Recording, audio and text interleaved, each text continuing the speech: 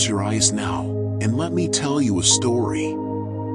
A story about forests, and about you, and about the ancient conversation that happens between the two. This is a story written into your very cells, a story millions of years in the making. Let us begin where all stories begin, in the quiet space between one breath and the next. Imagine yourself standing at the edge of a forest. Not any particular forest, but the idea of forest itself. The boundary where human space ends and wild space begins. You're about to step forward, but first, let me tell you what will happen to your body, to your mind, to the intricate machinery of your brain the moment you cross that threshold. There is a Japanese practice called Shinrin-yoku, which translates to forest bathing. This is not about water or immersion in the traditional sense. It is about stepping into the forest atmosphere, letting it wash over you, letting it enter your lungs and change your chemistry from the inside out. The practice was developed in the 1980s as a form of nature therapy, but what science has discovered is that this isn't merely poetry or wishful thinking. Something measurable happens when you enter a forest. Within minutes of walking beneath the canopy, your body begins to shift. Your cortisol levels start to drop. Cortisol is the stress hormone, the chemical signature of anxiety and tension that floods your system when deadlines loom and pressures mount. But here, under the trees, it begins to ebb away like tide pulling back from shore. Studies have measured this, tracked it, watched it happen in real time. A 20-minute walk in the forest can reduce cortisol significantly more than the same walk on a city street. But that's just the beginning of the story. Your blood pressure begins to lower.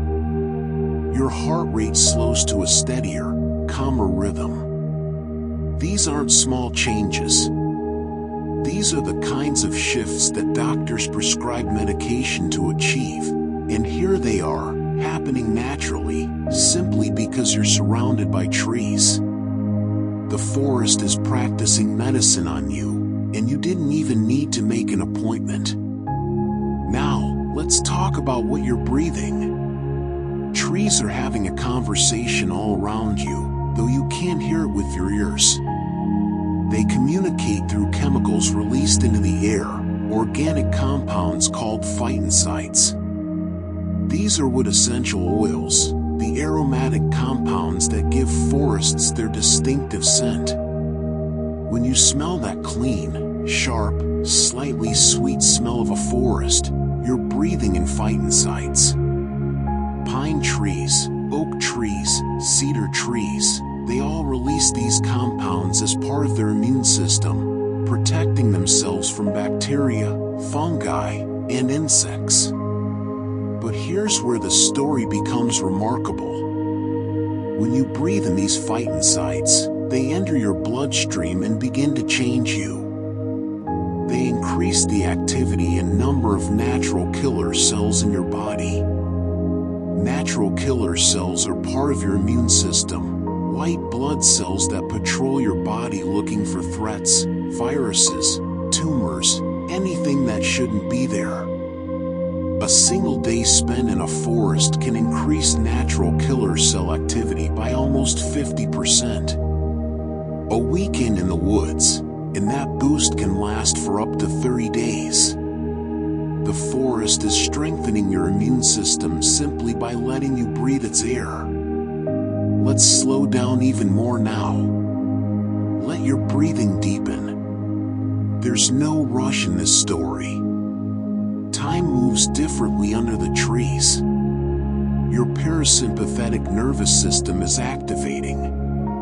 This is the rest and digest system, the counterbalance to your fight or flight response. Modern life keeps most people locked in sympathetic nervous system dominance, that state of constant low-level alertness, the feeling that something always needs to be done, checked, responded to.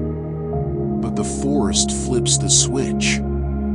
Your parasympathetic nervous system takes over, telling your body that it's safe to relax, safe to rest, safe to heal. This isn't just a feeling.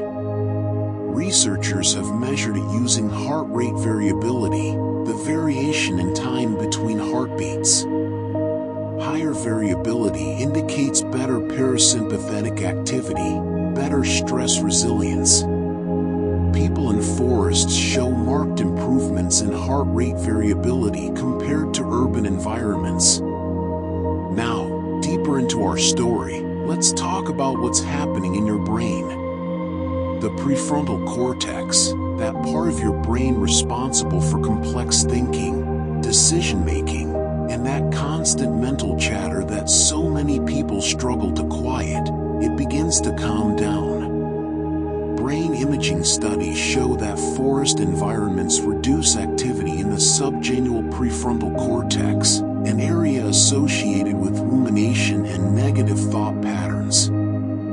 This is the part of your brain that rehearses regrets, worries about the future, replays embarrassing moments from years ago. In the forest, it quiets. Meanwhile, other parts of your brain are waking up. The areas associated with pleasure, with empathy, with emotional regulation, they become more active. You're literally becoming a different version of yourself, one that's more present, more open, more at peace. There's a theory in environmental psychology called attention restoration theory. It suggests that modern life depletes our directed attention, the kind of focused attention required for work, for solving problems, for navigating complex social situations. This attention is a finite resource, and when it's exhausted, we feel mentally fatigued, irritable, unable to concentrate. But natural environments, especially forests, restore this attention. They engage what researchers call soft fascination. The play of light through leaves, the sound of wind in branches, the movement of a bird from tree to tree, these things capture your attention effortlessly, without demanding anything from you. This allows your directed attention systems to rest and replenish. After time in a forest, people perform better on attention tests, show improved memory, demonstrate enhanced creativity. The forest has given your mind back to you, refreshed and renewed. Let's walk deeper into our story now, into the heart of what forests do for the human brain. There are patterns in nature called fractals, self-similar patterns that repeat at different scales. You see them in the branching of trees, in the veins of leaves, in the way roots mirror branches underground. Your visual system has evolved to process these patterns efficiently, and when you look at them, something in your brain relaxes. Studies using EEG have shown that viewing fractal patterns found in nature produces alpha wave activity in the brain, the same brain waves associated with wakeful relaxation and meditation. The forest is showing you patterns your brain recognizes as home. And here's something that might surprise you. The color green itself has a special relationship with human cognition. Your eyes have more receptors for green than any other color, an evolutionary adaptation from our tree-dwelling ancestors who needed to distinguish between countless shades of leaves, to find food, to navigate the canopy. When you look at green, especially the varied, complex greens of a forest, your eye muscles relax into their most neutral position. You're seeing the color you were designed to see. Green has been shown to enhance creative performance. In one study, people who glimpsed green before a creativity task performed better than those who saw other colors. The forest doesn't just rest your eyes, it opens your mind to new possibilities. Now, let's talk about sound, because a forest is never truly silent. There's wind moving through leaves at different heights, creating layers of sound. There's the call of birds, each species with its own frequency and rhythm. There's the rustle of small animals in underbrush, the creak of wood, the occasional crack of a branch. And often, there's water, whether a distant stream or the drip of condensation from leaves. These sounds do something remarkable to your brain. Unlike the sharp, unpredictable noises of urban environments, sirens, horns, machinery, the sounds that trigger tiny stress responses throughout your day, forest sounds follow natural patterns. They're what acousticians call slow sounds, sounds with rhythms and frequencies that match the patterns your brain finds calming. Research in soundscape ecology has found that natural sounds can mask unwanted noise and promote psychological restoration. People listening to forest sounds show reduced sympathetic nervous system activity and report improvements in mood. The forest is quite literally changing the soundtrack of your internal experience. There's a specific frequency we need to discuss. Birdsong typically falls between 2,000 and 8,000 Hz, a range that the human ear is particularly sensitive to. This isn't coincidence. We evolved alongside birds, and their songs became signals of safety. If birds are singing, it means no immediate predators are near. Your ancient brain still receives this message. The sound of birds tells something deep in your nervous system that it's safe to let your guard down. Let's slow down even more now.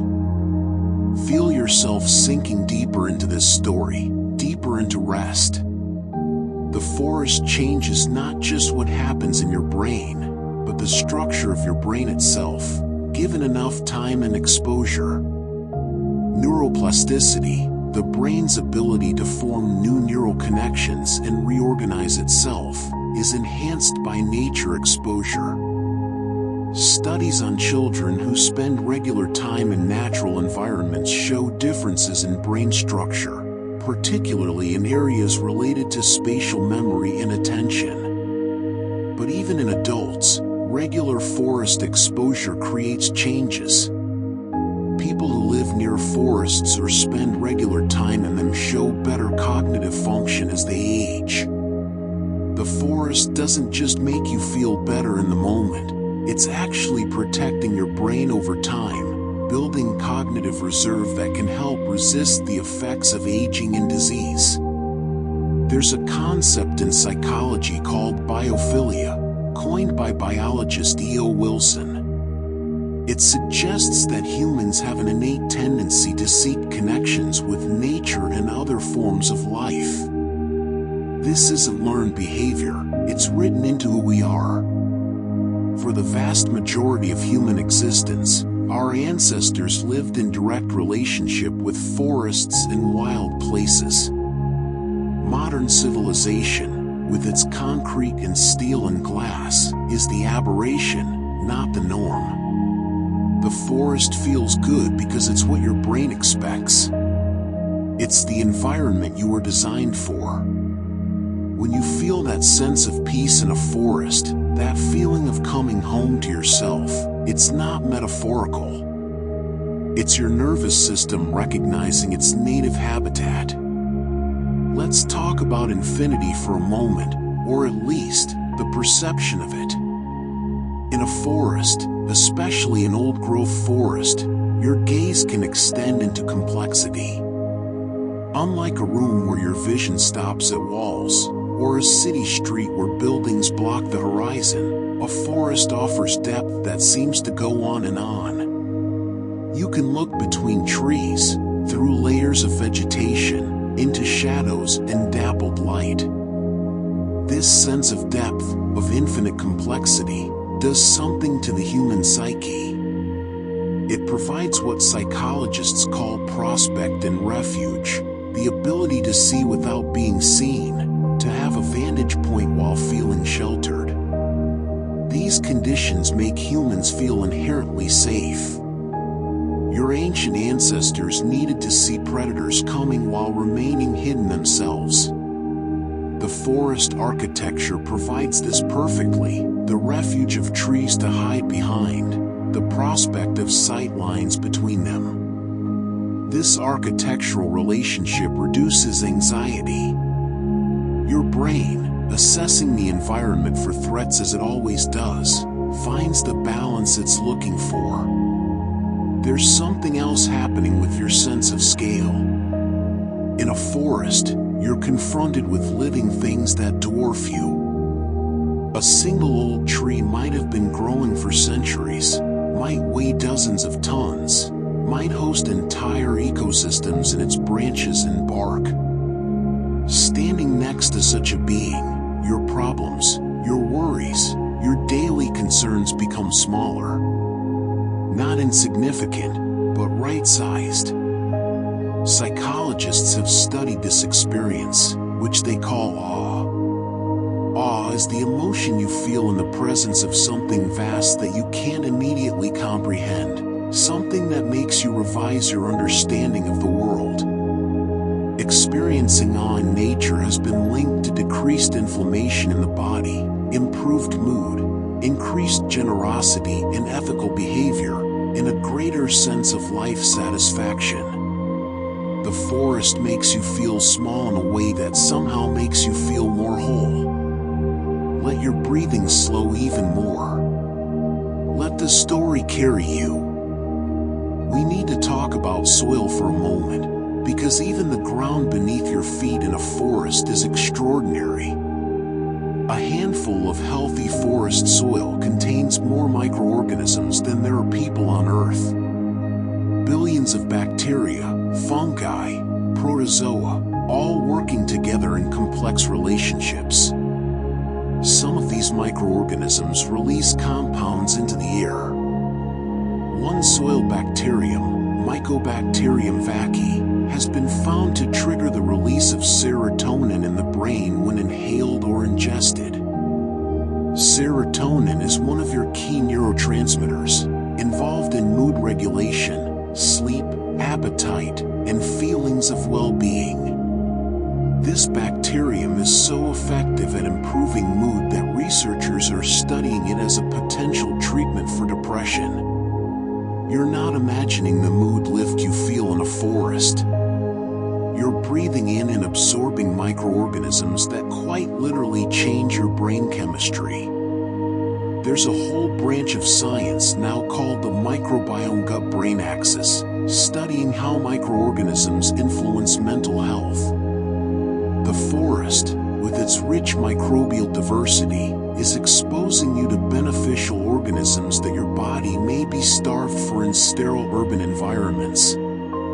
Let's talk about time now, because the forest changes your perception of it. There's a pace to forest processes that's completely different from human time. Trees grow slowly. Leaves unfurl gradually. Seeds take seasons or years to germinate. When you're in a forest, something in your consciousness begins to sync with these slower rhythms. Your mind, usually racing ahead or lagging behind, caught in future worries or past regrets, settles more into the present moment. This isn't just a subjective feeling. Studies have shown that people in natural environments are more likely to exist in what psychologists call present moment awareness. Time seems both to slow down and to cease to matter quite so much. This shift in temporal perception is associated with reduced anxiety and increased life satisfaction. The forest teaches you that not everything needs to happen quickly, that growth is often invisible, that patience is built into the structure of life itself. There's a practice in some meditation traditions of contemplating a tree, using it as an object of focus. The tree doesn't go anywhere. It doesn't perform. It simply exists, breathing in what you breathe out, breathing out what you breathe in. This reciprocity, this balance, becomes a mirror for your own consciousness. When you focus on a tree, your mind eventually stops trying to analyze or categorize it and simply observes. This state of observation without judgment is the foundation of mindfulness. The tree becomes your teacher in the art of being. Now, let's talk about darkness and light, because the forest offers a special quality of both. The forest canopy filters sunlight, creating what's called dappled light, a constantly shifting pattern of bright patches and shadows. This variation in light stimulates your visual cortex in ways that solid, unchanging light doesn't. It's stimulating without being overstimulating, engaging without being demanding. And in a dense forest, even on a bright day, it's dimmer than the outside world. This reduction in light intensity triggers the release of melatonin, the hormone that regulates your sleep-wake cycle. This is part of why you might feel sleepy or deeply relaxed in a forest. Your body is receiving the signal that it's time to rest, to restore. At night, forests are truly dark in ways that modern humans rarely experience. In this darkness, away from light pollution, your eyes produce more rhodopsin, a pigment that enhances night vision.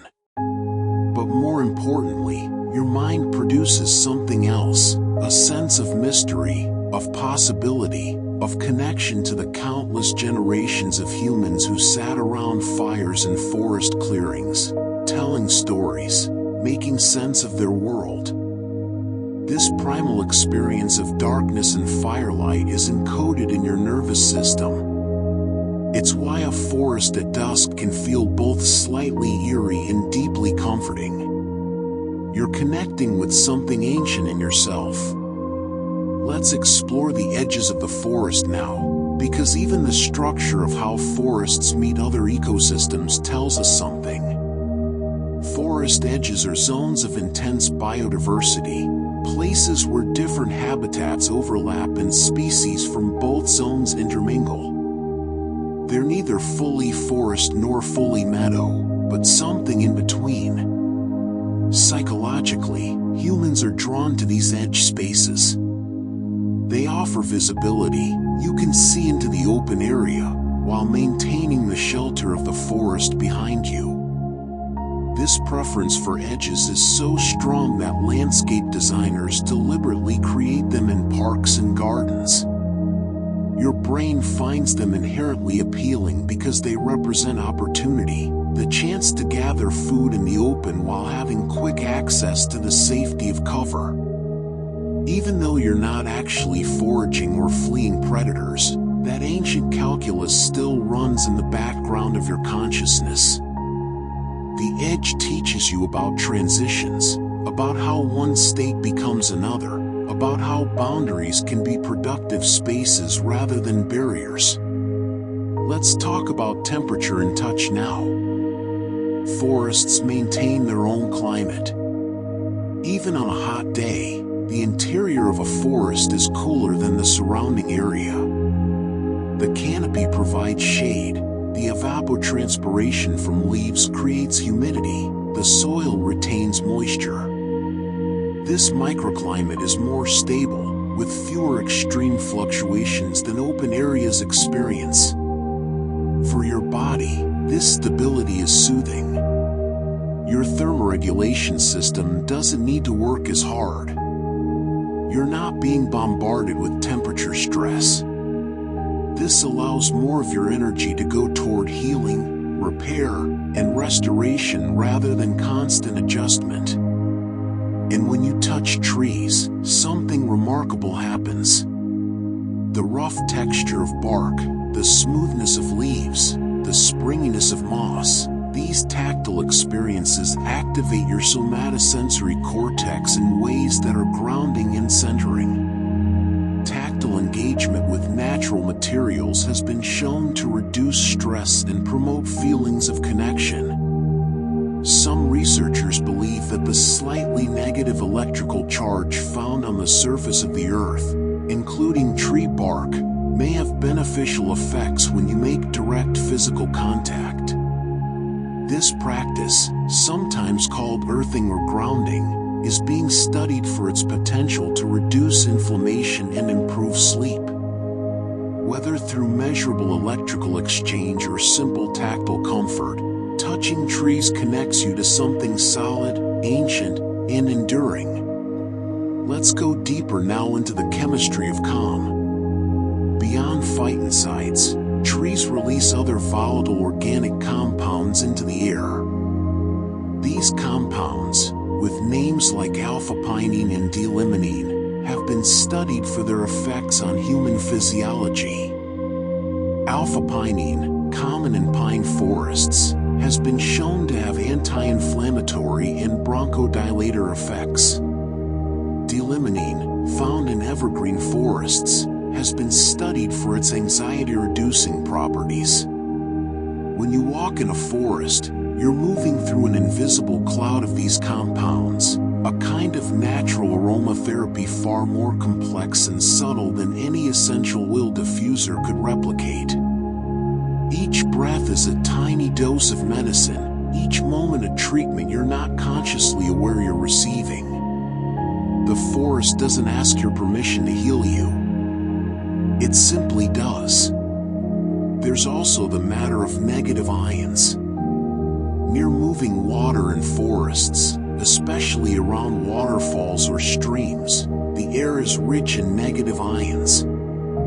These are molecules that have gained an electron, and when you breathe them in, they're thought to increase the flow of oxygen to your brain. People report feeling more alert and energetic in areas with high concentrations of negative ions, yet simultaneously more relaxed and at peace. It's a paradox that the forest resolves: energized rest, alert calm, engaged peace. Let's talk about seasonal change, because the forest teaches time in a different way through its cycles. In spring, a forest is a study in emergence. Buds appear, unfurl, become leaves. Early flowers carpet the forest floor before the canopy fills in and shadows them. There's a sense of potential, of energy rising. In summer, the forest reaches its full expression. The canopy is complete, the understory is lush, everything is engaged in the work of growth and sustenance. The energy is one of abundance. In autumn, the forest demonstrates letting go. Leaves change color as trees withdraw chlorophyll and nutrients back into their roots. The falling of leaves becomes a meditation on release, on preparation, on trust that what is needed will return. In winter, deciduous forests reveal their bones. You can see the structure, the architecture that was hidden by leaves. There's a starkness but also a beauty in it. The energy is one of rest, of dormancy, of the seed waiting to germinate. Living with these cycles, or even just visiting a forest through different seasons, reminds your nervous system that change is natural, that periods of rest are as important as periods of growth, that letting go is necessary for renewal. In our modern world, where everything is climate controlled and lit artificially and available year-round, this lesson is easy to forget. The forest won't let you. Now let's explore what happens in your brain when you encounter wildlife in a forest. Seeing an animal in its natural habitat triggers activity in multiple brain regions simultaneously.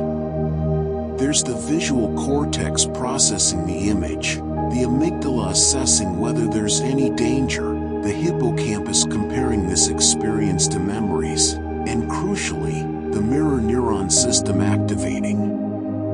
Mirror neurons are brain cells that fire both when you perform an action and when you observe another being perform that action. They're part of how you understand others, How you develop empathy.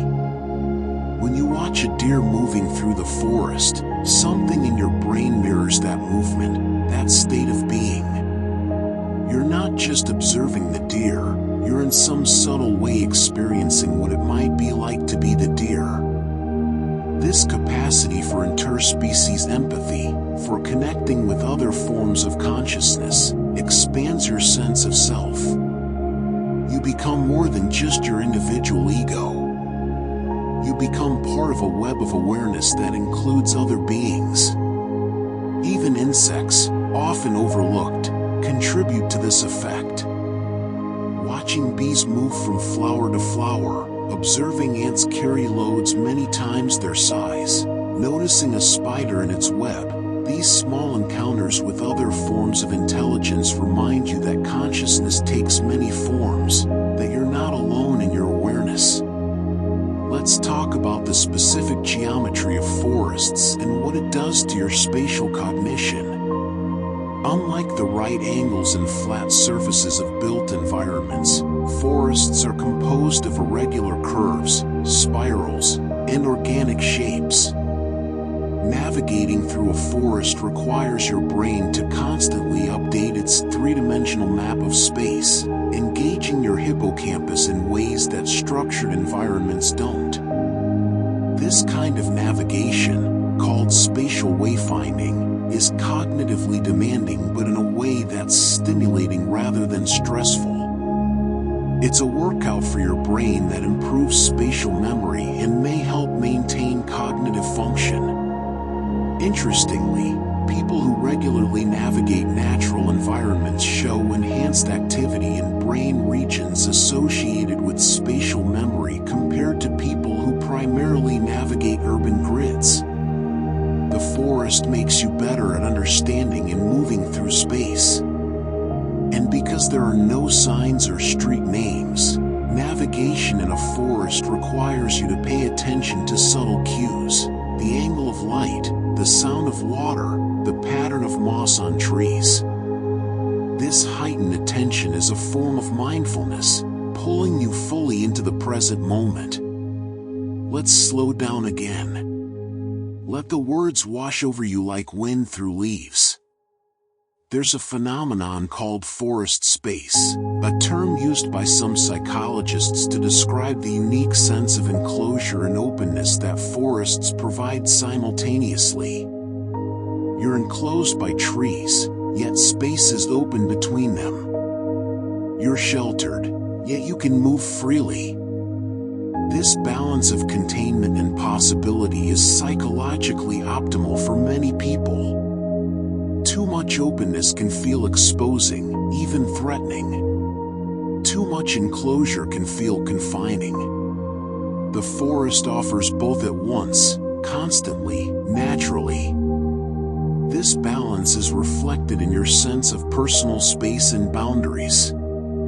In a forest, you're always in relationship to trees, to ground, to sky visible through branches, but you're also yourself, distinct, separate. The forest models healthy boundaries, connected but not enmeshed, together but not merged. Let's talk about decay for a moment, because the forest teaches this too. Dead trees, fallen logs, decomposing leaves, these aren't signs of failure in a forest. They're essential. A fallen log becomes habitat for insects, growing ground for mushrooms, eventually soil for new growth. Death feeds life in an endless cycle. Seeing this process, being surrounded by it, does something to your understanding of your own mortality. Not in a morbid way, but in a way that contextualizes it, that makes it part of a larger pattern. The anxiety that many people feel about death is partly anxiety about meaninglessness, about disappearing without a trace. The forest shows you that nothing disappears. Everything transforms. Everything feeds something else. This perspective, internalized over time, can reduce existential anxiety and create a sense of peace about your place in the larger cycle.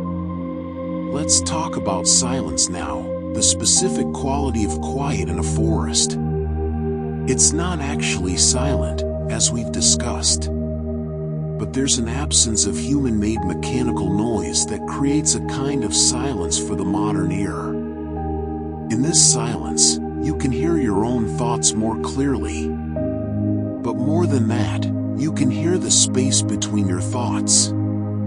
This acoustic space is rare in modern life. We're constantly bombarded with sound, traffic, construction, machines, media. The nervous system never fully relaxes because it's always processing auditory information, always on alert for signals that might require a response. In the forest, this vigilance can finally ease. The sounds you hear don't require action. They're informational, but not demanding.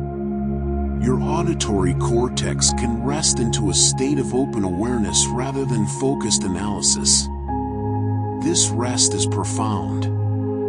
It allows for what some people call listening to the silence, though what they're really doing is listening to their own consciousness without the usual interference. Now, let's talk about the mycorrhizal network, because this is where the forest story becomes almost magical. Beneath your feet, as you walk through a forest, there's a vast network of fungal threads called mycelium. These threads connect tree roots to each other, creating what some scientists call the wood wide web. Through this network, trees can share nutrients, send chemical signals, even support young trees or trees in distress. A mother tree can recognize her own offspring through this network and preferentially send them resources. Trees under insect attack can send warning signals through the network, allowing other trees to activate their defenses before the insects arrive. This underground intelligence, this cooperation that we can't see but that scientists can measure, changes how you might think about forests. They're not collections of individual trees. They're superorganisms, connected and communicating and cooperating. Understanding this, standing in a forest with this knowledge, you're not just among trees. You're in the presence of a vast, distributed intelligence. You're being held by a system that has been solving problems, sharing resources, and maintaining balance for millennia. This perspective can shift something in your consciousness. You're not separate from nature observing it. You're part of a larger pattern of life observing itself. Let's talk about breath again, because we're coming full circle in our story. Trees breathe. Not like you, but they exchange gases. They take in carbon dioxide and release oxygen, the reverse of what you do. This isn't poetry. This is actual reciprocity. Your out-breath is their in-breath. Their out-breath is your in-breath. You're in a breathing relationship with every tree around you. When you become conscious of this, when you actually feel it, something shifts. You're not just in a forest. You're part of a larger respiratory system. You're breathing with the forest, and the forest is breathing with you. This awareness is meditative. It anchors you in your body, in the present moment, in relationship. And here's something that brings the story back to where we started. All of this, everything we've been discussing, happens whether you're conscious of it or not. Simply being in a forest, even if you're not thinking about any of this, your body responds. Your cortisol drops, your immune system strengthens, your parasympathetic nervous system activates. But when you are conscious of it, when you understand what's happening, there's an additional benefit. Your prefrontal cortex, Understanding that the forest is good for you stops resisting. It stops generating the mental chatter that asks if you should be doing something more productive. It permits you to simply be. This permission is rare and precious. The forest gives it freely. Let's talk about return now, because what happens in the forest doesn't stay in the forest. Studies show that the benefits of forest exposure persist long after you've left. That boost to natural killer cells lasts weeks. The reduction in stress hormones continues. The shift in brain activity, the enhanced parasympathetic tone, these changes have momentum. They carry forward. But more than that, the memory of the forest becomes a resource. When you're stressed at work, the memory of standing under trees, the recollection of that sense of peace, you can access it. Your brain, having learned the pattern of forest calm, can recreate elements of it through memory. This is why even images of forests, videos of forests, virtual reality forest experiences, while not as powerful as actual presence, still have measurable effects.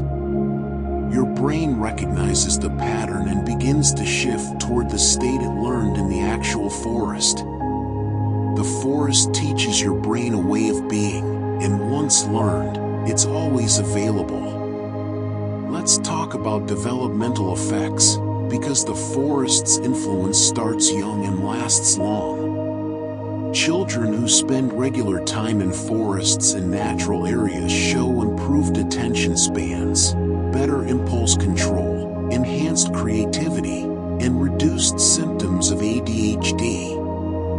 Their brains are actively developing, and the forest provides the kind of complex, unstructured, stimulating but not overstimulating environment that developing brains need. But it's not just children. Even elderly adults show cognitive benefits from nature exposure. The forest seems to slow cognitive decline, preserve memory, maintain executive function. Throughout the entire lifespan, from childhood to old age, the forest is protective, restorative, developmental. If you could prescribe one intervention to promote brain health across the entire human lifetime, regular forest exposure would be high on the list. Now, as we near the end of our story, let's talk about mystery. No matter how much science explains about forests and their effects on the human brain and body, there's still something that escapes measurement. A sense of presence, of meaning, of connection to something larger than yourself. Different cultures have different names for it. The Japanese call it kodama, the spirit that lives in trees. Celtic traditions speak of the thin places where the veil between worlds grows thin. Indigenous cultures around the world have complex understandings of forest consciousness. Science might explain this as a combination of all the factors we've discussed, the neurotransmitters, the ions, the fractal patterns, the biophilia, the evolutionary history. And that's true as far as it goes. But standing in an old-growth forest, surrounded by beings that have lived for centuries, part of a web of life that stretches back millions of years, breathing air that's being created around you in real time, there's a sense of something that might not need to be fully explained to be fully felt.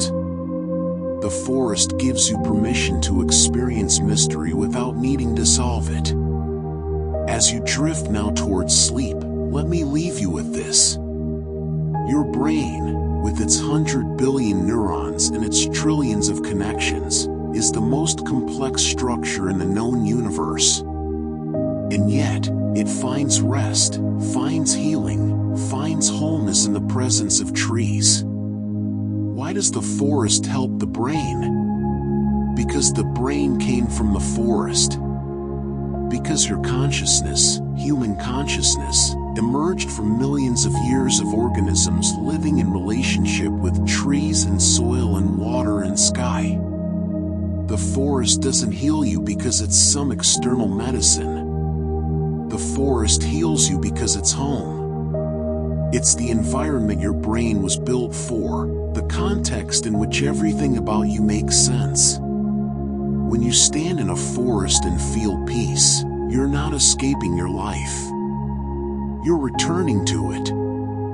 You're remembering what you are underneath all the layers of civilization and technology in constant stimulation. You're remembering that you're an animal, a mammal, a primate, descended from tree dwellers, still carrying in your body and brain the adaptations of life among branches and leaves. The forest knows you, even if you've never been to that particular forest before. It knows you because you're made of the same elements, following the same patterns, breathing the same breath. And now, let yourself sleep. Let these facts, these truths, these patterns sink into your unconscious mind.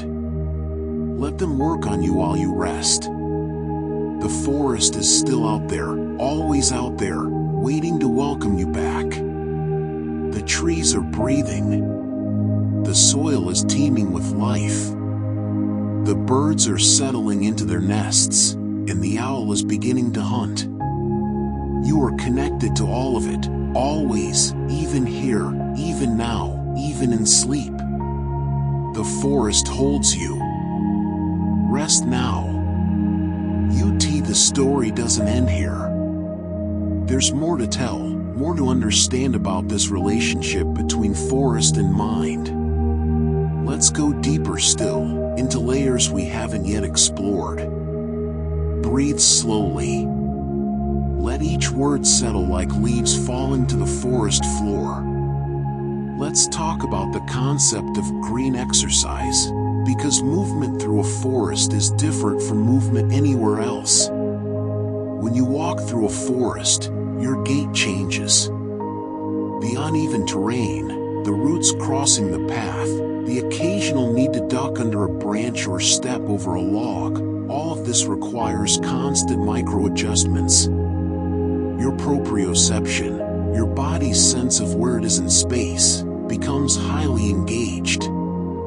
This engagement activates your cerebellum, the part of your brain responsible for coordination and balance. But the cerebellum does more than just coordinate movement.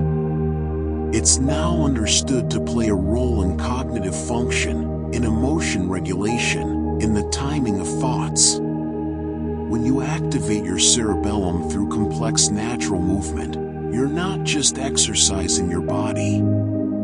You're exercising your mind. Studies comparing exercise in natural environments to the same exercise in indoor or urban settings consistently show that the natural setting provides additional mental health benefits. The reduction in anxiety and depression is greater. The improvement in self-esteem is more pronounced. The restoration of attention is more complete. The forest doesn't just give you a place to move. It gives you a reason to move in ways that awaken your whole system. Let's explore the forest's relationship with water, because this adds another dimension to the story. Many forests exist near streams, rivers, or contain wetlands. The sound of moving water has its own effects on the brain. Studies using fMRI have shown that natural water sounds activate brain networks associated with rest and relaxation. The repetitive, non-rhythmic but patterned sound of flowing water appears to induce a meditative brain state. But beyond sound, the presence of water in a forest creates humidity, supports different plant species, attracts different animals. It adds complexity and diversity to the environment, which means more to observe, more soft fascination to engage your restored attention. And then there's mist. When moisture hangs in the air between trees, when you can see your breath mixing with the forest breath, when fog settles into valleys, something shifts in the visual field. Distances become uncertain. Forms become suggestions. The forest becomes dreamlike. This softening of boundaries, this blurring of edges, mirrors what's happening in your consciousness as you relax.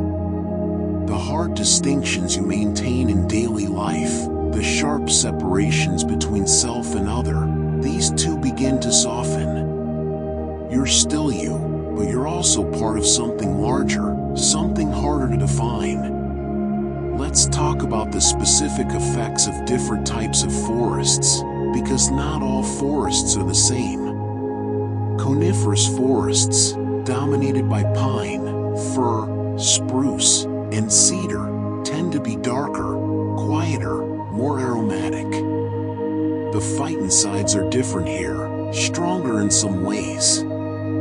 People often report feeling particularly calm in evergreen forests, a deep stillness that seems to match the unchanging green of the needles. Deciduous forests, with their oaks, maples, birches, and beeches, offer more variety and more change. Light penetrates differently through broad leaves. The understory is often more diverse. These forests feel more dynamic, more alive with movement and sound. Rainforests, tropical or temperate, are studies in abundance. Every surface is covered with life. Epiphytes grow on branches, ferns cascade from rocks, fungi bloom on fallen logs. The sheer density of life is overwhelming in the best way. Your senses have so much to process that your verbal mind, your narrator voice, has to quiet down just to take it all in. Each type of forest offers something slightly different, but all offer the same fundamental gift, a context in which your brain can remember what it was designed for. Now let's discuss the vertical dimension of forests, because height matters. The tallest trees on Earth, the coast redwoods, can reach over 300 feet. Standing at the base of such a tree and looking up, your visual system has to process scale that it rarely encounters in modern life. The tree is so tall that your eyes and brain struggle to take in the whole of it at once. This challenge to your sense of scale triggers that sense of awe we discussed earlier. But it does something else too. It activates what's called the small self, a psychological state where your sense of your own importance shrinks relative to something vast and powerful. This might sound negative, but it's actually associated with positive outcomes. The small self is more generous, more patient, more willing to wait, more oriented toward the long term. When you feel small in a good way, when you're humbled rather than diminished, you become, paradoxically, more expansive in your thinking and more connected to others. The tallest trees teach you humility, and humility, it turns out, is good for mental health. Let's talk about age now, specifically the age of trees. Some trees are thousands of years old. Bristlecone pines in California have been growing for over 5,000 years. They were already ancient when the pyramids were built. They have lived through the entire span of recorded human history and then some. Being in the presence of such age does something profound. It puts your own life, your own concerns, into a different temporal frame. The deadline that's stressing you, the conflict you're worried about, the change you're resisting, all of these exist in a time frame of days or months or maybe years. The tree has stood through millennia of seasons, thousands of winters and springs, countless storms and droughts and fires. It has simply continued, growing slowly, persisting. This perspective doesn't make your concerns invalid, but it contextualizes them. It reminds you that you're part of a much longer story, that this moment, as important as it feels, is also just a moment. Ancient trees are living monuments to patience, to endurance, to the power of slow, steady growth. Let's explore the understory now, the layer of the forest between the ground and the canopy. This is where you walk, where your eyes naturally rest as you move through the forest. It's composed of young trees, shrubs, ferns, bushes, the forest regenerating itself, the future canopy waiting to rise. The understory is often the most biodiverse part of the forest. Different plants compete for the filtered light. Insects move between flowers. Birds forage at this level. Small mammals make their homes here. This density of life at eye level means that everywhere you look, there's something happening. A leaf moving in a breeze that you can't feel at ground level. A spider rebuilding its web. A beetle traversing bark. An ant carrying a seed. This constant, quiet activity is mesmerizing. It's the visual equivalent of the forest sounds we discussed earlier. It provides endless soft fascination, keeping your attention engaged but not strained, allowing your directed attention systems to rest. The understory is where the forest feels most alive, most active, most full of present moment process. Now, let's talk about what happens in your brain during different weather conditions in the forest. A forest in bright sunshine feels open, expansive, warm. Your visual cortex is working harder to process the high contrast between light and shadow. You might feel more alert, more energized. This is a good state for gentle physical activity, for exploration. A forest in rain is entirely different. The sound of rain on leaves creates a white noise effect, masking other sounds, creating an envelope of sound that's both present and soothing. Colors deepen. Everything becomes more vivid. The smell of petrichor, that distinctive scent of rain on earth, is caused by a compound called geosmin released by soil bacteria. Your olfactory system finds this smell deeply pleasant, calming. Rain also means you're likely alone in the forest. Most people avoid the woods in rain. This solitude adds another layer of peace. You and the trees and the rain, nothing else. A forest in fog or mist creates a sense of mystery and intimacy. Visibility is reduced, so the forest that might normally extend hundreds of feet in your view now extends only dozens. Everything is closer, more immediate. Sounds are dampened. The world shrinks to just what's near you. This enforced intimacy with your immediate surroundings can be deeply grounding. You're not thinking about what's far away, what's coming next. You're fully here, fully now. Even a forest in snow has its own character. The snow muffles sound even more than fog. The forest becomes incredibly quiet. And the contrast of light snow against dark bark creates a stark beauty, a simplification of the visual field that's restful to tired eyes. Each weather condition teaches your brain a different kind of presence. Let's discuss the practice of sitting still in a forest, because not all forest time needs to involve movement. When you sit without moving in a forest, the forest begins to forget you're there. Animals that were hiding when you arrived start to emerge. Birds return to their normal activities. Squirrels resume their foraging. The forest goes back to being itself, and you become an observer of its authentic life rather than a disturbance to it. This transition takes time, usually at least 20 minutes. but it's worth the wait. Watching a forest forget you, watching it return to its natural rhythms while you remain still and quiet, creates a meditative state almost effortlessly. Your mind, which usually has so much commentary, so much narrative, begins to quiet too.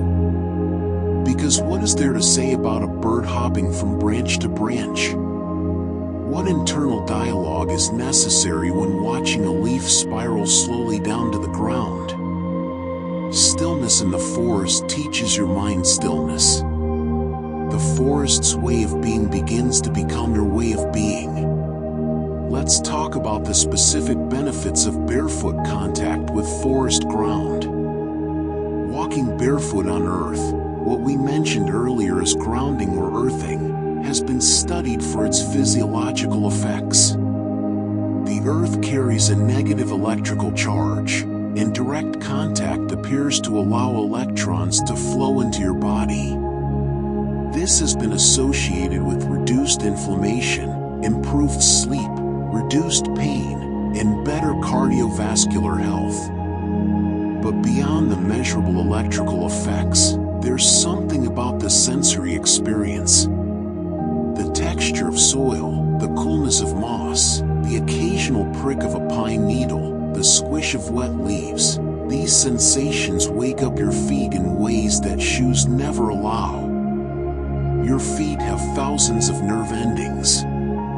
When these are engaged by varied natural textures, they send rich sensory information to your brain. This information is grounding in the psychological sense too. It anchors you in your body, in the present moment, in direct sensory experience rather than abstract thought. The forest floor becomes a map of sensation, and your feet become your guides through it. Now let's explore the specific times of day in a forest, because the forest changes hour by hour. Dawn in a forest is a time of awakening. Birds begin their morning chorus, a wave of song that starts before first light and builds to a crescendo as the sun rises. This is the most active time for bird song because male birds are establishing territories and attracting mates. The sheer volume and variety of sound is extraordinary. Being in a forest at dawn means witnessing this daily renewal, this assertion of life. Something in your brain responds to this energy. You're watching the world wake up, and in watching it, you wake up too, not just physically but in some deeper way. Midday in a forest is quieter. Many animals rest in the heat. Birds are less active. The light is at its strongest, though still filtered by the canopy. This is a good time for contemplation, for slow walking, for noticing details you might miss in the more dramatic light of morning or evening. Evening in a forest is a time of transition. Diurnal animals are settling down. Nocturnal animals are beginning to stir. The light goes golden, then blue, then dim. Shadows lengthen and merge. The forest is preparing for night, and being present for this preparation is like watching the forest tuck itself in for sleep. This transition time can help your own transition into evening. Your circadian rhythm, that internal clock that regulates your sleep-wake cycle, is influenced by light patterns. The gradual dimming of natural light signals to your brain that sleep is approaching. This is far more effective than the sudden switching off of artificial lights. The forest teaches your body the proper rhythm of day and night. Let's talk about the phenomenon of forest bathing in different seasons, because we touched on seasons earlier, but there's more to explore. Spring forests are studies in explosive growth. Everything is racing to grow, to flower, to reproduce before the canopy closes and blocks the light. There's an urgency, but it's a joyful urgency. The color palette is fresh greens, whites, pastels. The smell is of growth, of soil warming, of sap rising. Being in a spring forest can energize your own sense of possibility. What are you ready to grow? What new thing wants to emerge in your life? The forest models initiation, beginning, the courage to push up through soil into light. Summer forests are about fullness, about being at capacity. Everything is doing what it was meant to do. Trees are photosynthesizing at maximum rate. Pollinators are busy. Fruits are forming. There's a sense of purpose and fulfillment. A summer forest reminds you that there are times to be fully engaged, fully active, fully yourself. Not every season is about growth or rest. Sometimes the season is about doing, about being at your peak. Autumn forests teach release. The spectacular colors, the reds and oranges and yellows, are the result of trees withdrawing resources from their leaves. They're letting go of what they can't sustain through winter. The leaves they release become mulch, become soil, become food for next year's growth. Walking through autumn leaves, hearing them crunch under your feet, watching them fall in slow spirals, your brain receives permission to let go too. What are you holding onto that you don't need? What could you release? The forest shows you that letting go isn't loss. It's preparation for renewal. Winter forests, at least in temperate regions, offer clarity. The deciduous trees are bare. You can see further than in any other season. The architecture of branches against sky becomes visible. There's a stark beauty, a simplicity. Winter forests invite introspection. With less sensory input, your attention turns inward. You might find yourself thinking more clearly, seeing your own life with the same clarity with which you can see through the winter woods. Each season is a teacher, and the forest is teaching all year long. Let's discuss the specific way forests filter air, because this is another dimension of how they help you. A forest isn't just producing oxygen. It's also removing pollutants from the air. Tree leaves trap particulate matter, dust, pollen. They absorb gases like carbon monoxide, nitrogen dioxide, sulfur dioxide. A single tree can remove tons of air pollution over its lifetime.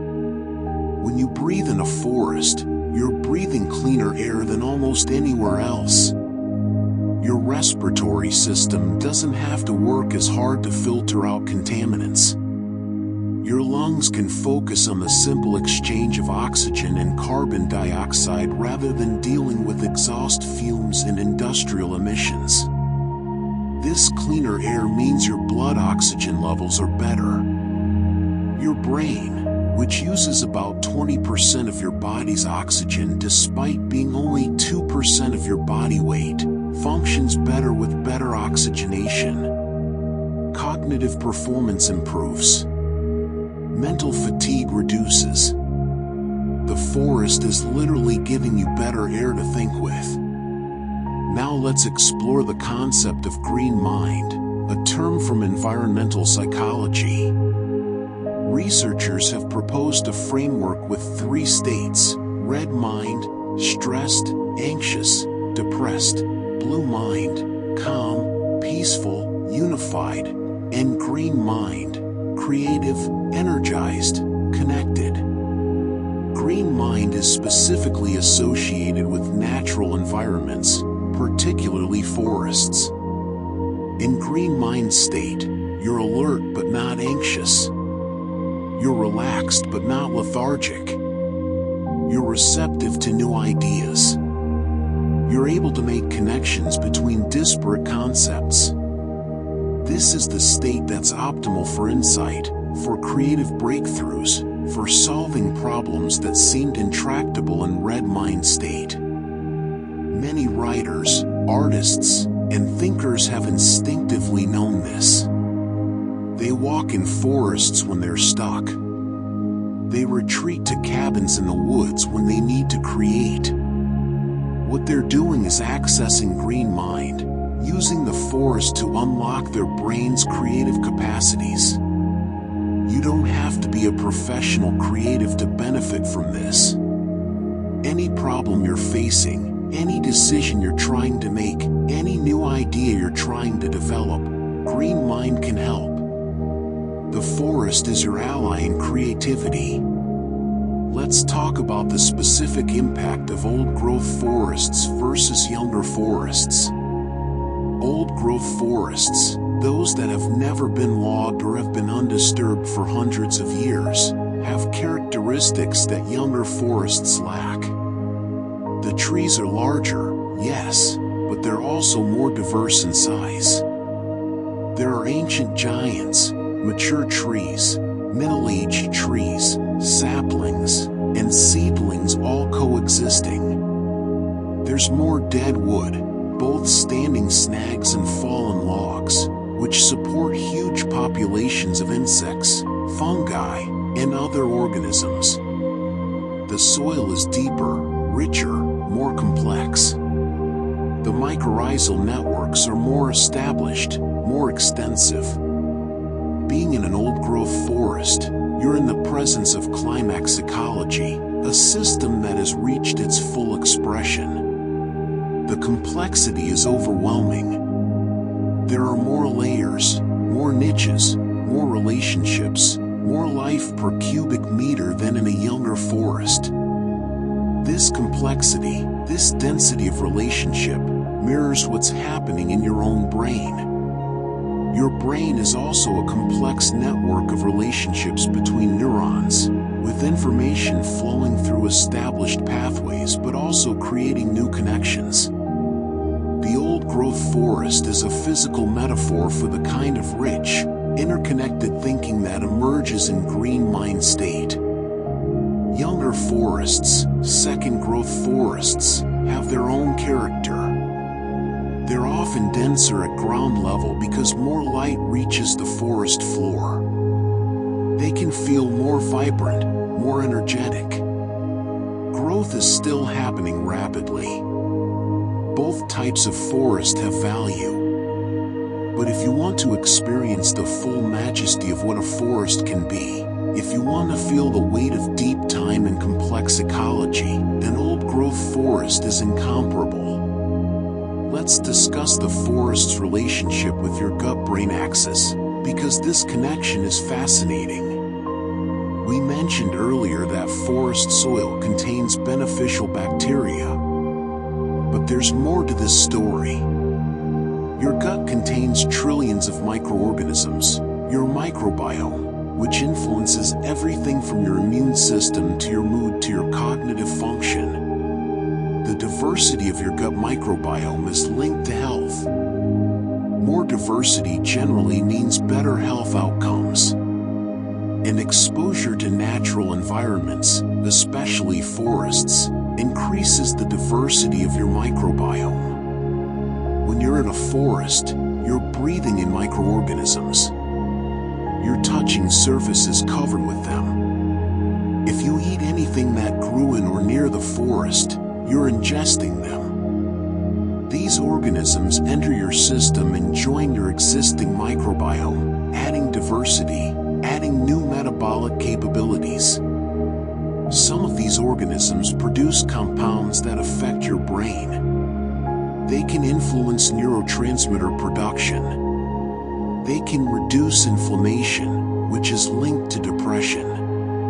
They can improve the integrity of your gut lining, which affects how well you absorb nutrients that your brain needs to function. The forest isn't just affecting your brain directly through your senses. It's changing the microscopic ecosystem inside your body, and that ecosystem is having conversations with your brain. This is why the benefits of forest exposure extend far beyond the time you spend there.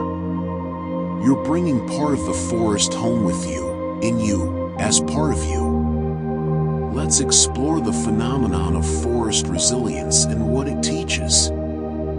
Forests are remarkably resilient. After fire, after logging, after storms that knock down trees, forests regrow. Seeds that have been dormant in the soil for years germinate when light suddenly reaches them. Root systems send up new shoots.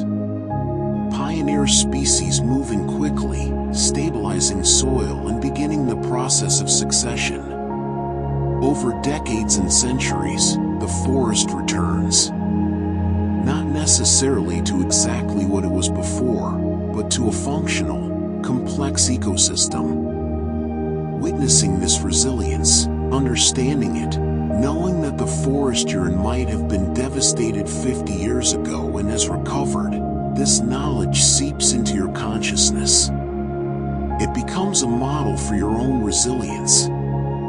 What devastations have you experienced? What losses? What disruptions? What clearing events in your own life? The forest suggests that recovery is not just possible but natural. That even after the worst has happened, growth can resume. That devastation can become the clearing that allows new things to emerge. This isn't toxic positivity. It's not pretending that harm wasn't harmful. It's recognizing that in complex living systems, which both forests and humans are, the capacity for recovery is built in. The forest doesn't recover by going back to what it was. It recovers by growing forward into something new. This is the model it offers you. Now, let's talk about the specific way paths through forests affect your psychology. A clear path through a forest provides security. You know where to go. You won't get lost. This reduces background anxiety, allowing you to relax more fully. Your brain isn't dedicating resources to navigation, so those resources are available for observation, for presence, for simply being. But a path also creates a different relationship with the forest. You're moving through it rather than fully entering it. You're passing through rather than being part of it. Going off trail, where it's permitted and safe to do so, changes the experience entirely. Every step requires attention. You're fully engaged. The forest isn't a backdrop. It's a three-dimensional space you're negotiating step by step. Both experiences have value.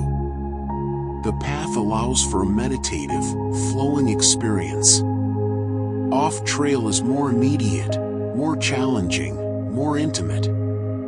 Some people find that alternating between the two creates the richest experience. Follow the path until you feel drawn to pause, to explore, to sit with a particular tree or view. Then return to the path and continue. Let your intuition guide you. Your brain knows what kind of engagement it needs in any given moment. Let's discuss the relationship between forests and your sense of time passing. In modern life, time is measured precisely. Schedules run in increments of minutes or even seconds. You're always aware of what time it is, what should be happening next, whether you're running late. In a forest, especially if you leave your devices behind or put them away, time becomes vaguer. You might not know exactly how long you've been walking. You lose track of minutes. Hours can pass without your conscious notice. This isn't time lost. It's time experienced differently. Instead of watching time pass, you're in time. You're not observing duration. You're inhabiting the present moment so fully that duration becomes irrelevant. This shift from clock time to experience time is deeply restorative. The constant time pressure of modern life creates chronic low-level stress. Taking a break from that pressure allows your nervous system to reset. When you return from a forest, you might find you have a different relationship with time, at least temporarily. You might be less rushed, more patient, more willing to let things unfold at their own pace. The forest teaches you that some things cannot be hurried, that the best things take the time they take, that efficiency isn't always the highest value. Let's talk about the specific effects of touching water in a forest stream. Cold water from a forest stream, running over your hands, has immediate physiological effects. The cold triggers receptors in your skin that send signals to your brain. This activates your sympathetic nervous system briefly, creating a small, manageable stress that's actually beneficial. This brief activation, followed by relaxation, is called hormesis, the principle that small stresses can make you stronger. Cold exposure in this gentle, natural way can improve mood, increase alertness, and may even have antidepressive effects. But beyond the cold, there's something about the movement of water over your skin, the texture of it, the sound of it, that's deeply pleasant.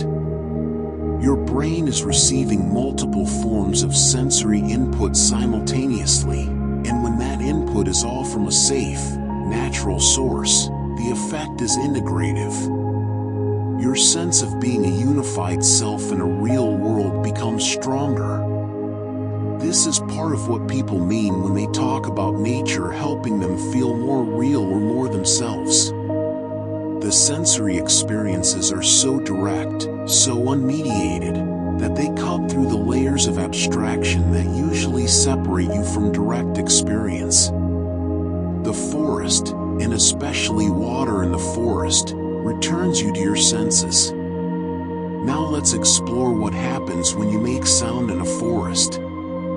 Speak out loud when you're alone in a forest. Notice how the forest absorbs your voice. Unlike a room where sound bounces back, creating echoes and reinforcement, the forest takes your sound and dampens it. Trees, leaves, soil, all absorb sound waves.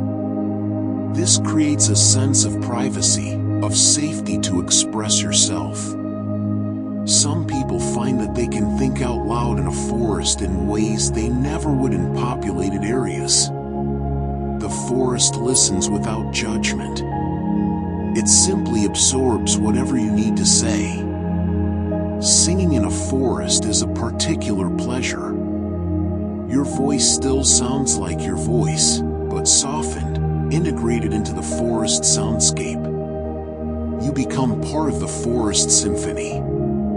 And if you're very still and quiet, you might notice how sound travels through a forest. A bird call from 100 yards away reaches you clearly. The rustle of a deer in brush tells you which direction it's moving. The forest teaches you to listen, really listen, with all your attention. This practice of deep listening in the forest can transfer to your life. You might find yourself listening better to other people, to subtle cues, to what's not being said as much as what is. The forest teaches your ears as much as it teaches your eyes. Let's talk about forest edges again, but this time about the psychological edge of leaving the forest. That moment when you emerge from the forest back into human space, there's often a sense of reluctance, even sadness. You're leaving the quiet, the peace, the sense of connection. You're returning to noise, to demands, to your regular life. But notice what you're bringing with you. The calmness doesn't disappear the instant you leave the forest. The reduced cortisol, the strengthened immune system, the shifted brain state, these persist.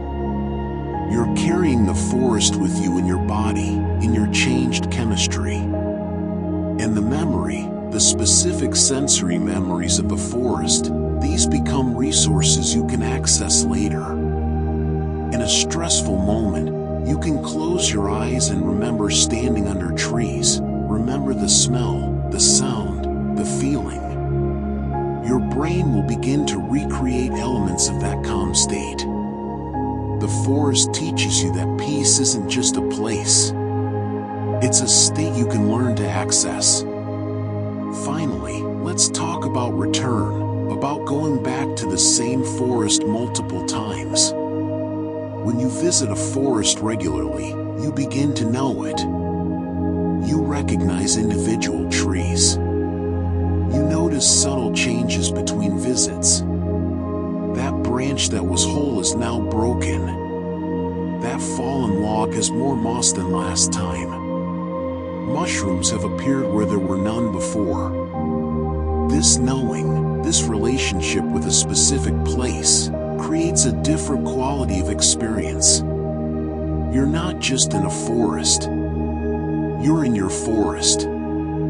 It becomes a kind of second home, a place that knows you as much as you know it. And in knowing one forest deeply, you begin to understand all forests better. You see the patterns that repeat. You understand the relationships. One forest becomes a window into the workings of forest ecology everywhere. This deep place-based knowledge is something humans used to have naturally. We knew our home territory intimately. We could read weather in the clouds, seasons in the plants, time of day and the angle of light. Modern life has made most people placeless, living in generic spaces, moving frequently, never staying long enough to truly know a place. The forest offers you a chance to recover that deep knowing, that sense of truly belonging to a place and having a place belong to you. This belonging, this rootedness, is profoundly stabilizing for mental health. You're not just an anonymous person in an anonymous place. You're someone who knows these trees, this ground, this pattern of light through leaves at this time of year.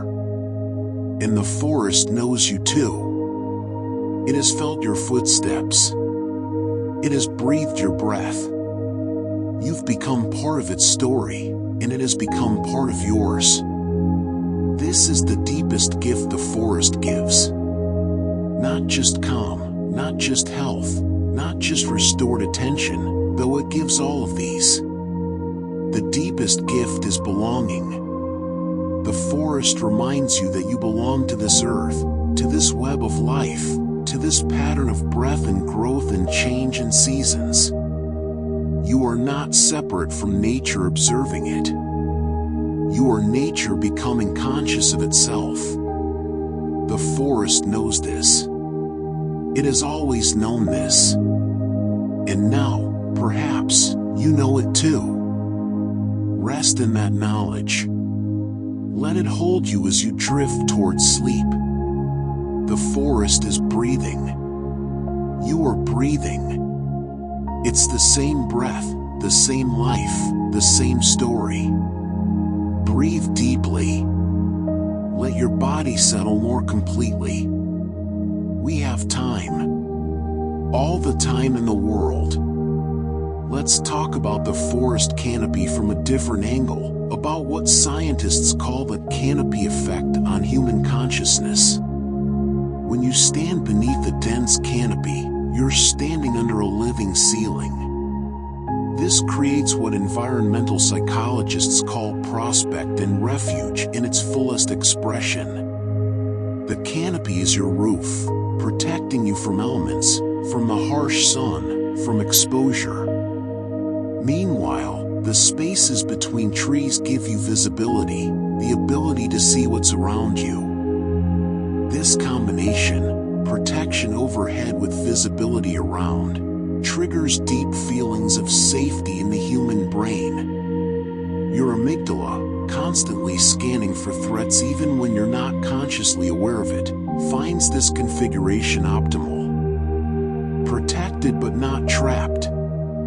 Sheltered but not enclosed. The result is a baseline sense of security that allows every other system in your body and brain to function better. When your threat detection system isn't constantly activated, your immune system works better, your digestion improves, your higher cognitive functions become more accessible, your capacity for joy and connection expands. The canopy is quietly telling your most ancient brain, you are safe here. Now let's explore the phenomenon of forest bathing groups and why shared forest experience is different from solitary forest time. Walking in a forest with others, in silence or in quiet conversation, creates a shared nervous system regulation. When one person calms down, their calmness influences others through subtle cues,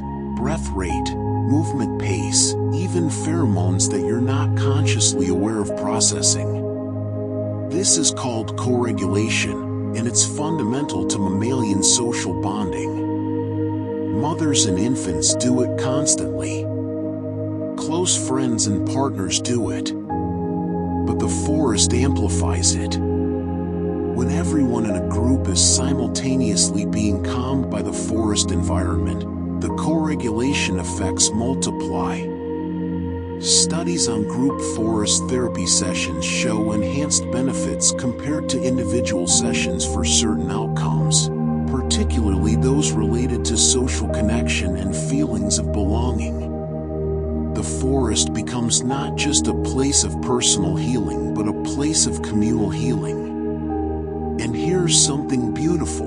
When a group of people are all peaceful together, all present together in a forest, they begin to synchronize in subtle ways. Their heart rates begin to pattern similarly. Their breath rhythms align. They're becoming, in a sense, one organism, breathing together with each other and with the trees. This is the forest teaching about interconnection. Not theoretically but experientially, in the actual synchronization of bodies and nervous systems. Let's discuss the particular quality of light during different parts of the year and how it affects your brain. In summer, when the sun is high, even filtered light through leaves is bright, with a quality that's energizing. The long days mean more time for activity, for exploration, for engagement with the world. Your brain receives this message through your eyes. This is a time for doing, for being active. In winter, when the sun is lower, forest light has a different quality. It's softer, more golden, more diffuse. The shorter days mean less light overall, which affects your circadian rhythm and melatonin production. But in the forest, this winter light has a particular beauty. The way it slants through bare branches, the way it catches on frost or snow, creates a quality that's both melancholy and peaceful. This seasonal variation in light is important for your mental health. Your brain needs to experience these seasonal rhythms. When you're only ever in artificially lit spaces, always the same brightness regardless of season or time of day, something in your natural rhythms gets confused. The forest restores these rhythms. It teaches your brain what season it is, not through a calendar but through the quality of light and the length of days. This seasonal awareness is grounding. It connects you to the larger cycles of the earth. Let's talk about the specific trees and their individual characteristics, because not all trees affect you the same way. Pine trees, with their long needles and distinctive scent, release phytoncides that are particularly high in compounds like alpha-pinene.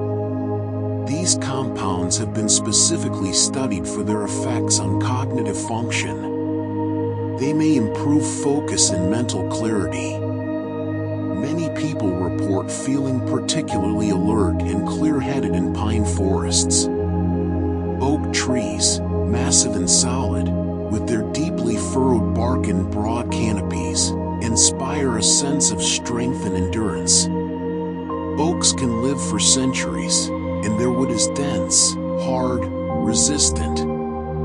Standing next to an old oak, touching its bark, you're touching something that has weathered hundreds of storms, that has stood firm through everything time brought. This quality transfers to your consciousness. The oak teaches steadfastness, resilience, the power of deep roots. Birch trees, with their white bark and delicate leaves, bring lightness to a forest. They're pioneer species, often the first trees to colonize disturbed ground.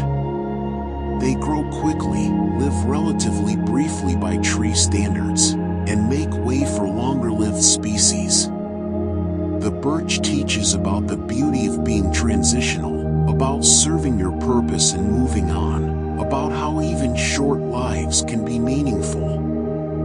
Willow trees, particularly near water, with their drooping branches and the way they move in the slightest breeze, create a sense of grace and flexibility. The willow teaches about bending rather than breaking, about how flexibility can be a form of strength. Each tree species has its own character, its own lesson, its own way of being in the world. As you get to know trees individually, you begin to understand these differences, to appreciate the diversity of strategies for living that different trees embody. The forest is not one teacher but many teachers, each offering something unique. Now let's explore the phenomenon of tree energy, which some people report feeling and which science is beginning to understand.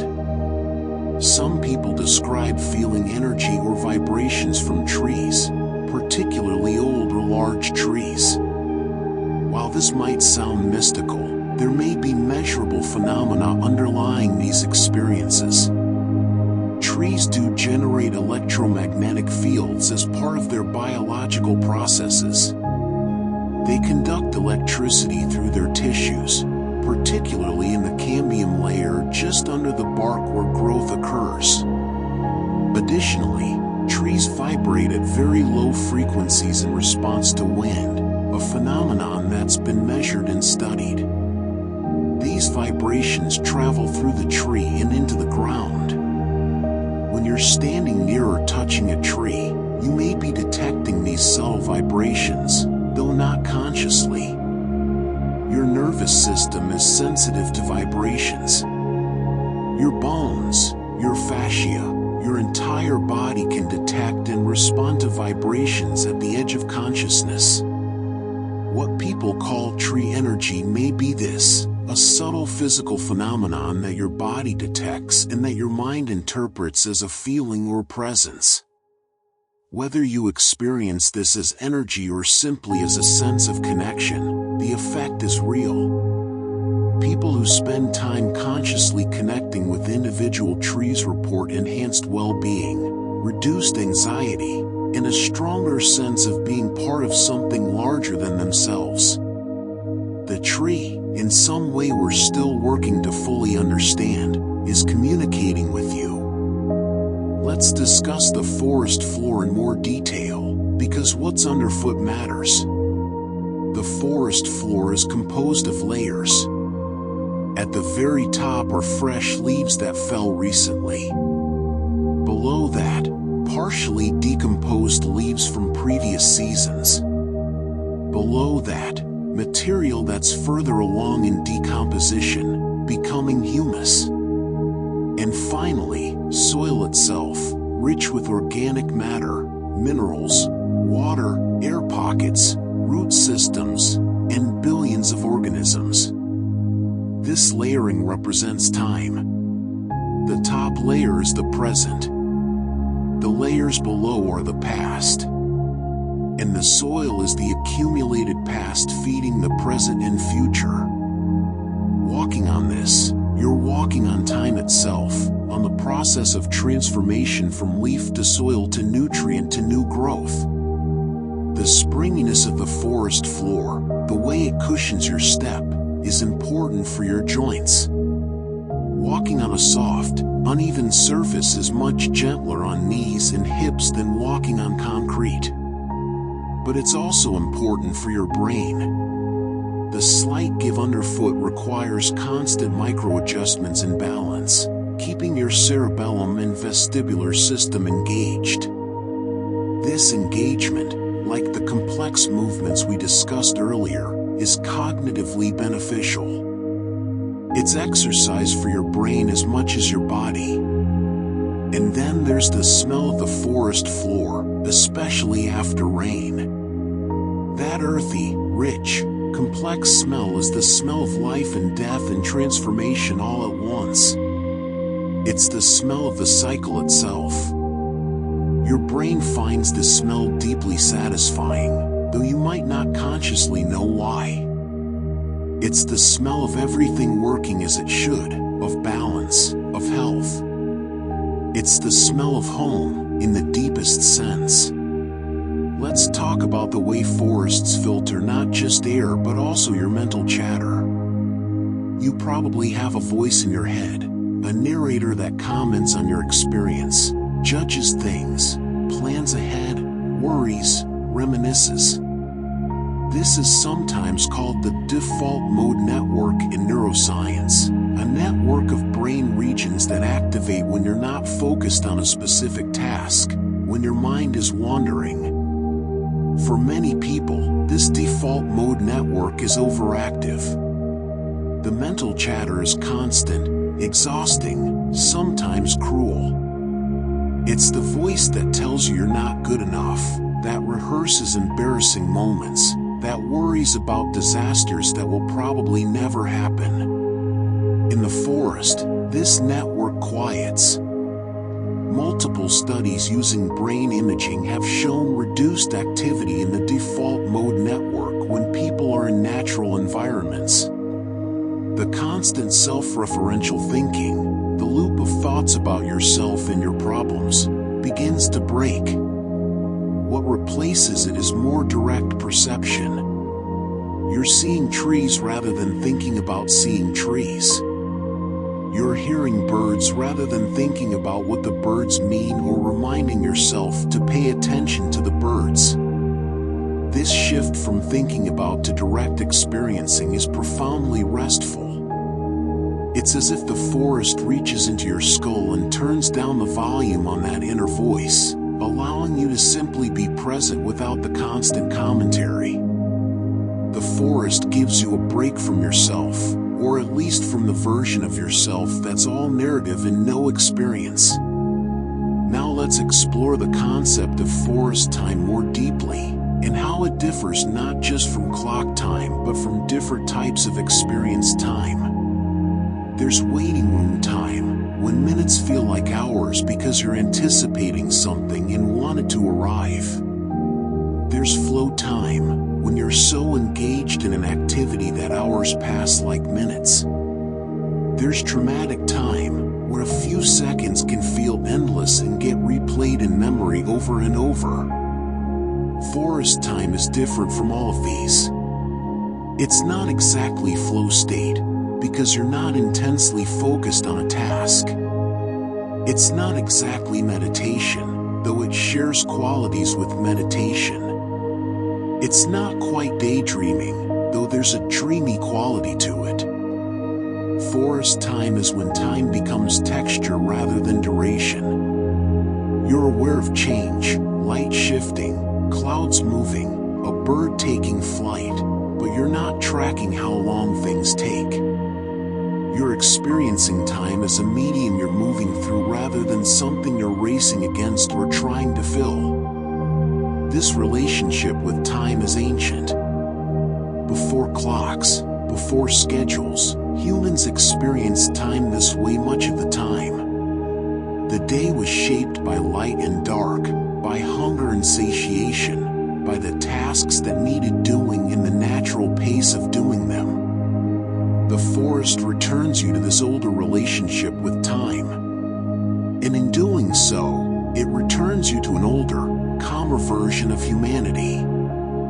Let's discuss the research on forest kindergartens and what they tell us about child development and the brain. In Scandinavia and increasingly around the world, there are schools where young children spend most or all of their time outdoors, primarily in forests.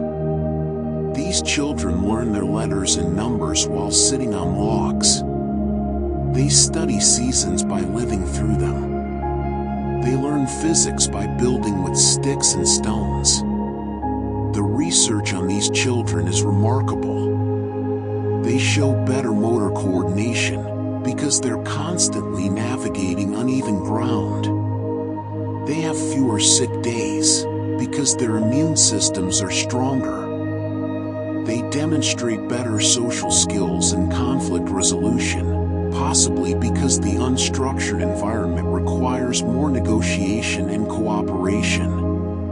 But most relevant to our story, these children show better attention spans, better ability to focus, lower rates of ADHD diagnoses.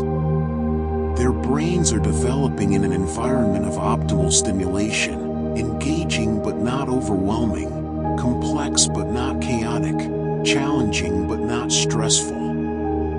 These children are growing brains that are literally wired differently than children who spend their days in traditional classrooms. The forest is shaping neural development in profound ways. This doesn't just apply to children. Adult brains retain significant plasticity.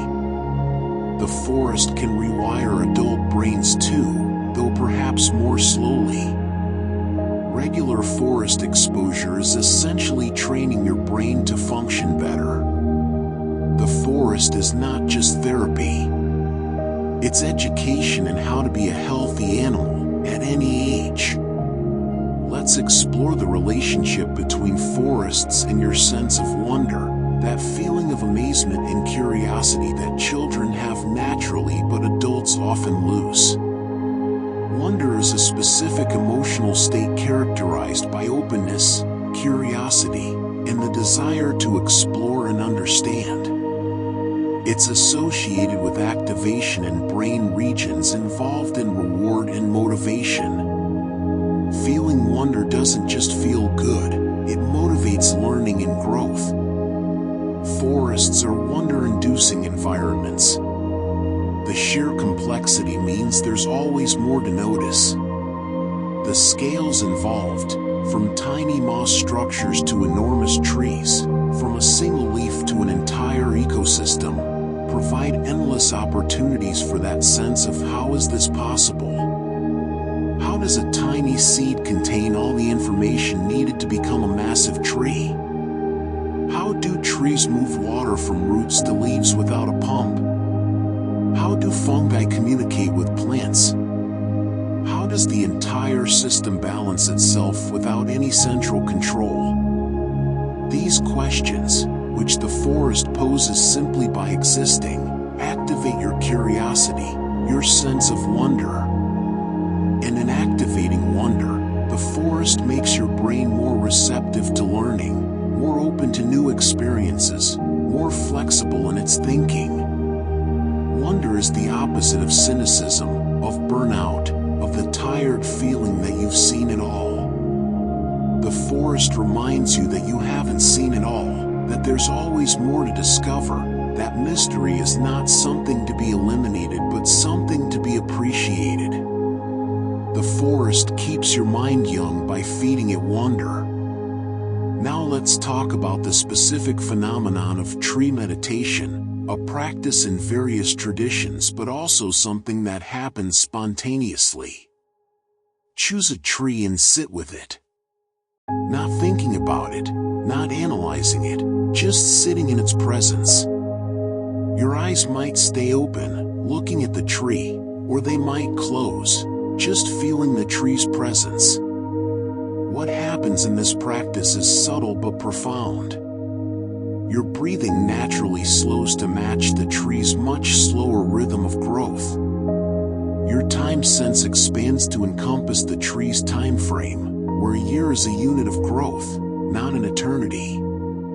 Your problems, which exist in human time frames, days, weeks, months, become right-sized in relation to the tree's century-long perspective.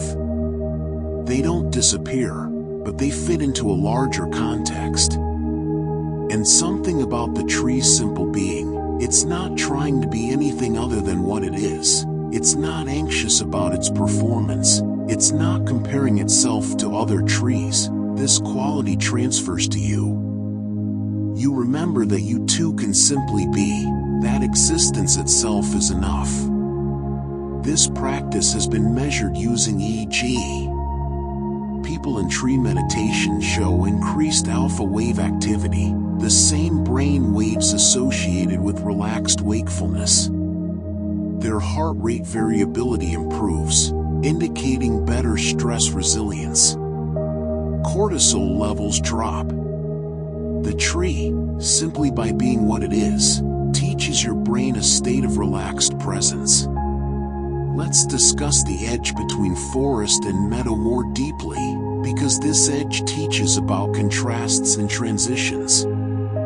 The forest is shelter, enclosure, complexity, shadow. The meadow is openness, exposure, simplicity, light.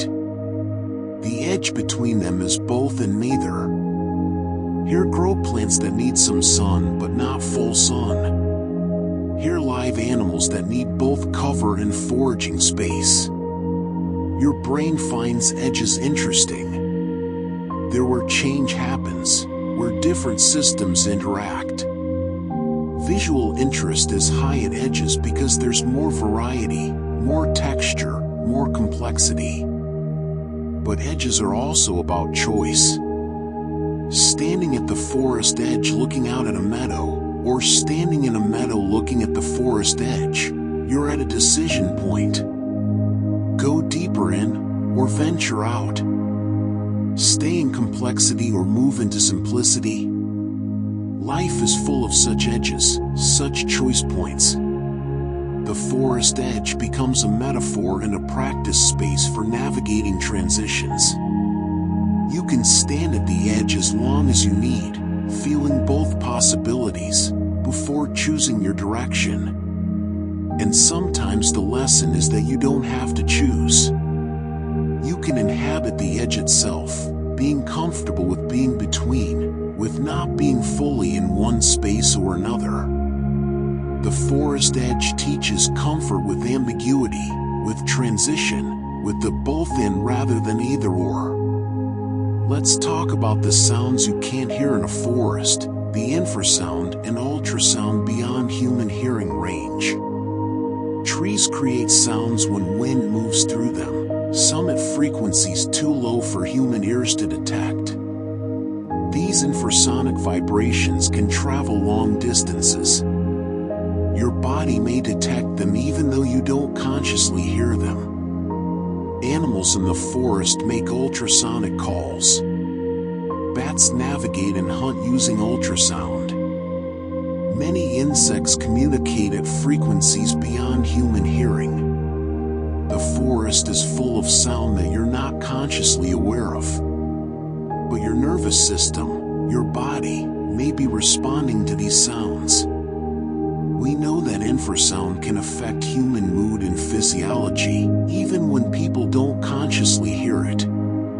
The forest's full acoustic spectrum, including the parts you can't hear, may be part of why it affects you so deeply. You're being bathed in sound from infrasound to ultrasound, and the parts you can hear are just the middle range of a much larger symphony. The forest is speaking in languages your ears don't consciously understand, but your body does. Now let's explore the concept of therapeutic landscapes and why forests are among the most effective. A therapeutic landscape is an environment that promotes healing. Not all natural environments are equally therapeutic.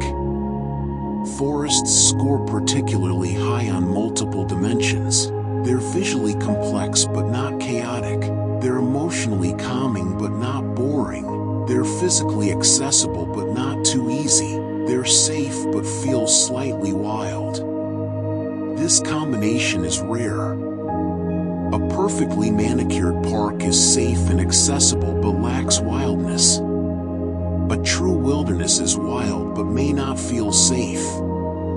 A forest, particularly one with paths but also with depth beyond the paths, strikes an optimal balance. Researchers have tried to identify what makes therapeutic landscapes work. Key factors include sense of refuge, connection to nature, opportunity for movement, visual interest, seasonal change, presence of water, presence of wildlife, absence of human-made noise. Forests offer all of these. They're therapeutic not by accident but because they embody the qualities that human nervous systems evolved to find restorative. The forest isn't trying to heal you. It's simply being itself. But being itself, it happens to be exactly what your brain needs. Let's discuss the phenomenon of forest silence after fresh snow.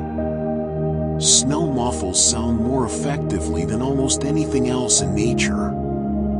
The irregular surfaces of snowflakes trap sound waves. A forest after fresh snowfall becomes one of the quietest places on Earth. In this silence, you can hear your own heartbeat. You can hear your own breath. The boundary between inner sound and outer sound becomes blurred. You're as much a sound-making being as anything else in the forest. This profound quiet has psychological effects. Many people report that deep silence is initially uncomfortable. Your mind generates noise to fill it. But if you stay with it, if you allow the silence to simply be, something shifts.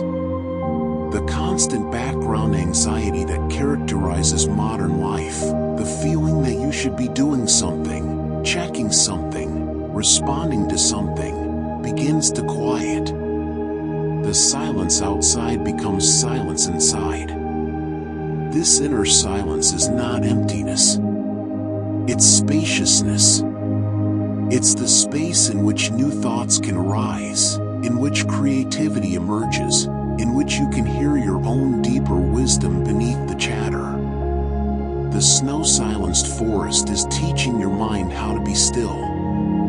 Let's talk about the specific minerals and nutrients in forest soil and water, and how they might affect you. Forest streams carry minerals leached from rock and soil. When you drink from a clean forest stream, you're ingesting trace minerals that your body needs: magnesium, calcium, potassium, silica. These minerals are often deficient in modern filtered water. The air in forests carries negative ions, as we discussed, but it also carries other particles, fine droplets of water, pollen, spores, even particles of minerals from soil. You're breathing in a complex aerosol that's nothing like the simplified air of indoor spaces. Deforestation, about climate change effects, about the threats facing forest ecosystems. This knowledge can bring grief. Forest grief is real grief. You're mourning loss of places, loss of species, loss of the wild. This grief is appropriate. It's a healthy response to real loss. But the forest itself teaches you how to hold grief. The forest knows death. It's built on death, dead leaves, dead trees, the accumulated death of millennia creating the soil from which new life grows. Death is not the opposite of life in a forest. Death is part of life, feeding life, essential to life. Your grief for the forest can be held within this understanding. Yes, there is loss. There is genuine cause for mourning. And also, life continues. The forest regenerates. Even damaged forests recover. Not always, not everywhere, but more often than you might think. The forest teaches you to hold grief and hope simultaneously, to mourn what's lost while tending what remains, to feel the weight of destruction while also participating in regeneration. This capacity, to feel grief fully without being destroyed by it, to remain engaged even in the face of loss, is essential for living in these times. The forest has been teaching this lesson forever. Now more humans need to learn it. Finally, let us talk about the moment of returning home from the forest, and how to carry the forest with you. The transition from forest to home can feel jarring. The noise, the artificial light, the hard surfaces, the contained air. It's easy to feel that the peace you found is already slipping away. But remember, the forest has changed your chemistry. Those changes persist. Your immune system is stronger for weeks. Your stress hormones are lower. Your nervous system is more balanced. These are not illusions. They're measurable, and they continue working even after you've left. And you can create small forests in your life. A plant in your home. A wooden bowl you eat from. A window you open to let in outside air. A few minutes of noticing the trees on your street. These are not the same as being in a forest, but they're reminders. They're tiny portals back to that state. You can close your eyes and remember. Really remember, not just thinking about the forest but recalling the sensory details. The smell. The sound. The feeling of bark under your hand. Your brain, given these sensory memories, will begin to recreate elements of the forest state. This is not pretending. This is using your brain's capacity for memory as a tool for well-being. The forest you carry in your memory is a real resource, always available. And you can return. The forest will be there. Maybe not the exact same forest. Forests change, forests move, forests grow, but a forest will be there. The door is always open. You're always welcome to come home. Because that's what the forest is. It's home. Not the home where you sleep, but the home where your species grew up, where your consciousness was shaped, where your brain learned to be human. Every time you return to a forest, you're not visiting somewhere strange.